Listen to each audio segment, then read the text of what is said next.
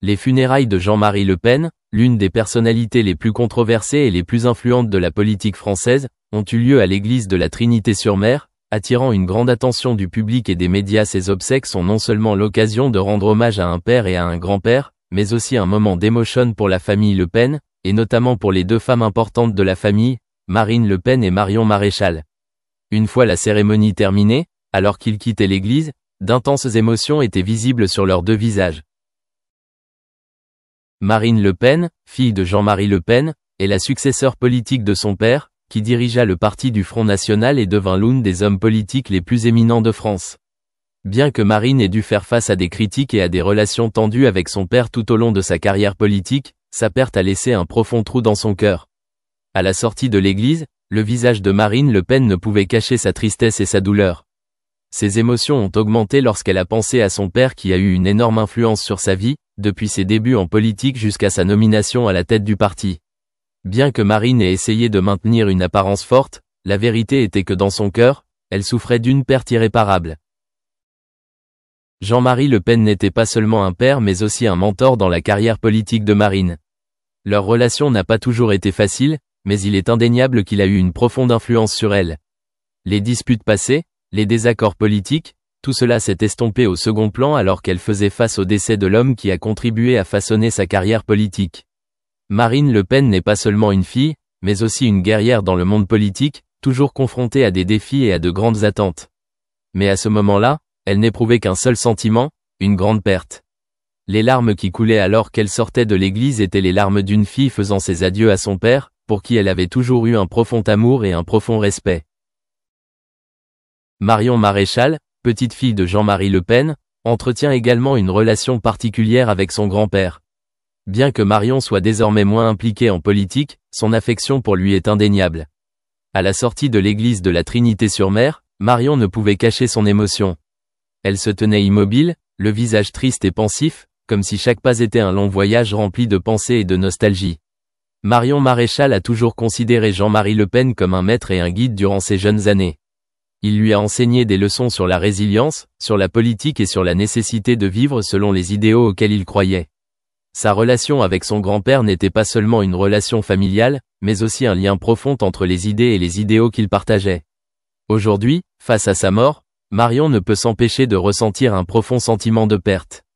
Ce sentiment n'était pas seulement celui d'un petit enfant aimant, mais aussi celui d'une femme qui partageait autrefois les mêmes idéaux politiques que lui. En sortant de l'église, Marion ne pouvait s'empêcher de penser aux bons souvenirs avec son grand-père.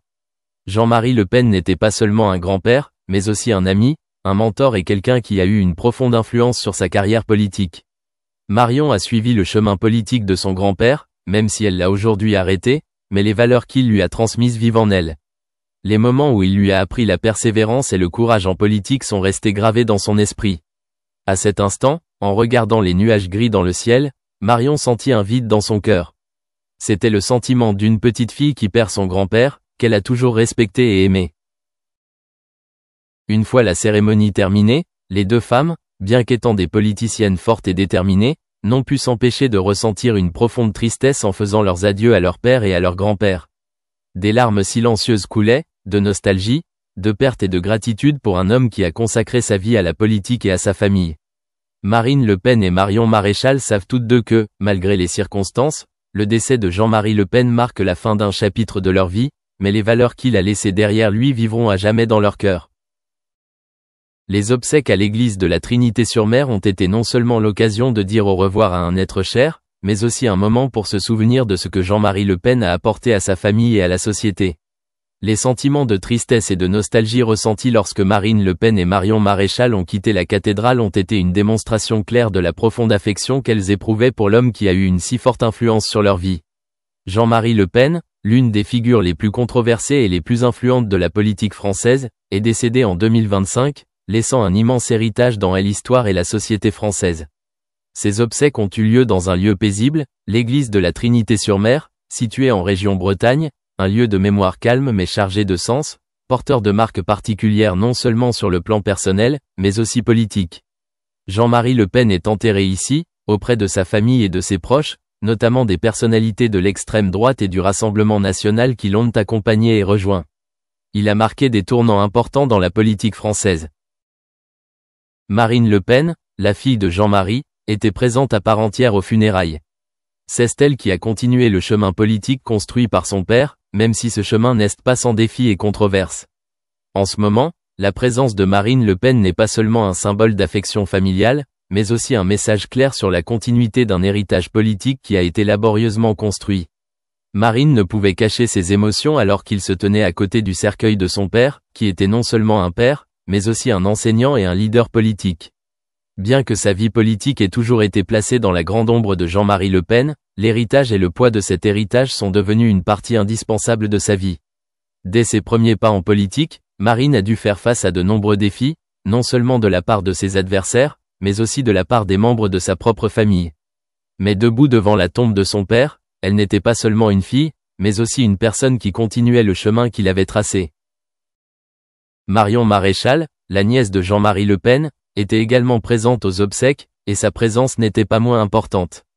Marion, figure marquante de la politique française, notamment de l'extrême droite, a pris des mesures distinctes de Marine Le Pen. Elle décide de se séparer de la politique du Front National, créant sa propre voie avec des opinions politiques indépendantes. Cependant, à ce moment-là, elle ne pouvait s'empêcher de rendre un profond respect à son grand-père, qui a jeté les bases du mouvement auquel elle et sa famille ont participé. La participation de Marion aux funérailles n'était pas seulement un acte symbolique d'affection familiale, mais aussi une façon de souligner l'importance politique de la famille Le Pen pour le mouvement d'extrême droite en France. Bien que Marion ne fût plus directement impliquée dans la manifestation nationale, elle portait toujours avec elle une partie de l'héritage de son grand-père et de son père, ce qui était évident dans son attitude et ses paroles pendant les jours de deuil.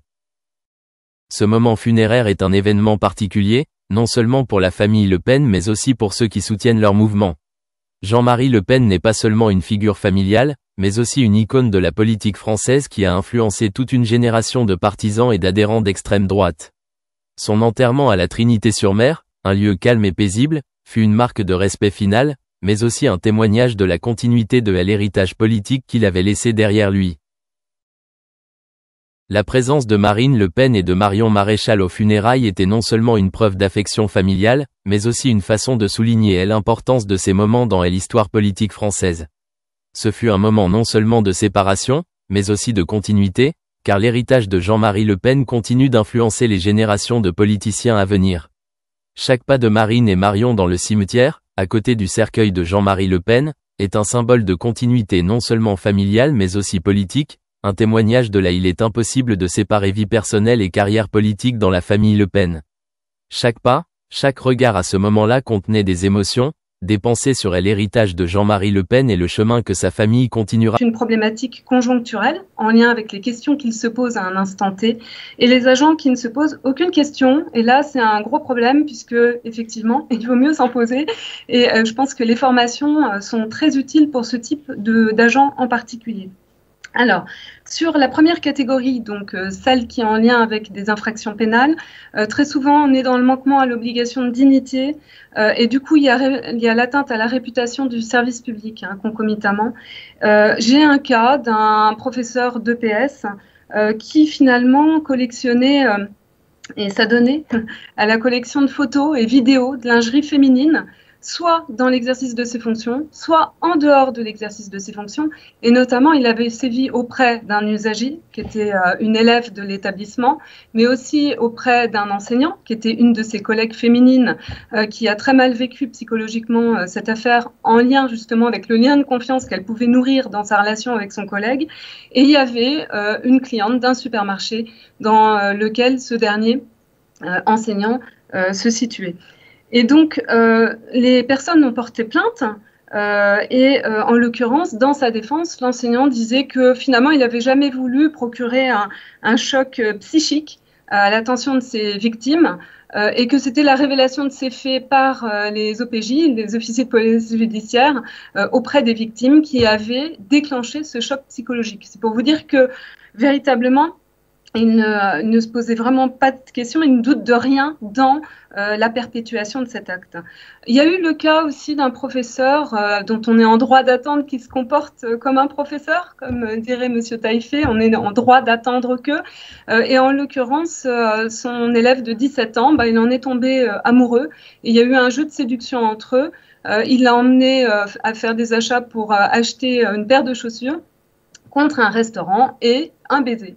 Bien évidemment, les deux sont un peu laissés emporter dans cette affaire. La chef d'établissement avait très bien géré cette affaire, ce qui fait que le conseil de discipline, qui normalement doit se tenir quand il y a un manquement à l'obligation de dignité, finalement a été assez clément et la peine a été donc plutôt tendre vis-à-vis de cet enseignant, les deux ayant reconnu les faits. Enfin voilà, donc là on est véritablement dans des manquements à l'obligation de dignité. Il y a bien évidemment aussi des manquements à l'obligation de probité qu'on peut voir de la part de gestionnaires.